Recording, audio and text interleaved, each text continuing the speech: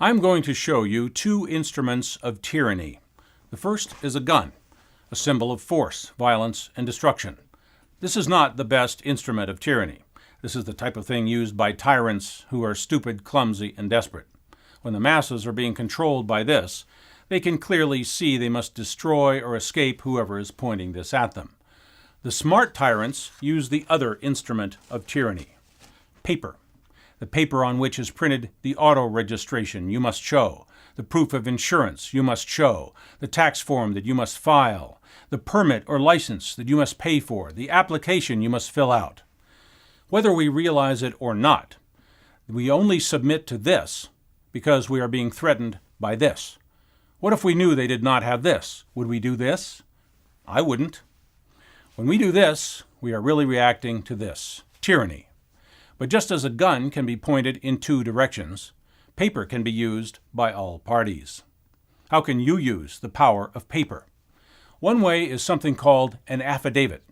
An affidavit seems simple and harmless. It's simply a sworn statement of fact signed by a notary. But a lot more people have been robbed with this than with this. A properly executed affidavit is law until it is rebutted by another affidavit.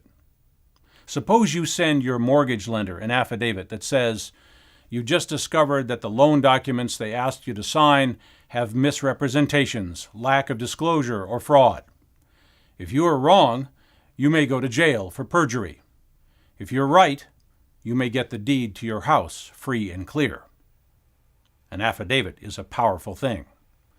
The author of an affidavit can take all the marbles. He can make the rules. In my affidavit, I can say, you hereby agree to pay me $50 a month unless you rebut this affidavit within 30 days. If you make the mistake of tossing that affidavit into your inbox and forgetting about it, 30 days later you are a slave to me. Under the law, $50 per month of your earnings belongs to me. That's the point of those cryptic notices from your credit card company. These are the new terms of your credit card. The law says that you agree and accept the presented terms unless you respond and refuse to accept. If you respond, you can change those rules all you want. All you have to do is respond. That notice they sent you is not enforcement of their rules. That is an opportunity for you to agree with their rules by remaining silent. Send a notice back saying, you may not charge me any late fees, and I will not pay more than 5% interest on my credit card charges, and those are the terms you must accept if you wish to have me as a credit card customer. If the credit card company does not rebut or cancel your card within your time limit, you are legally entitled to the terms you offer. Your announcements and demands are just as valid as theirs.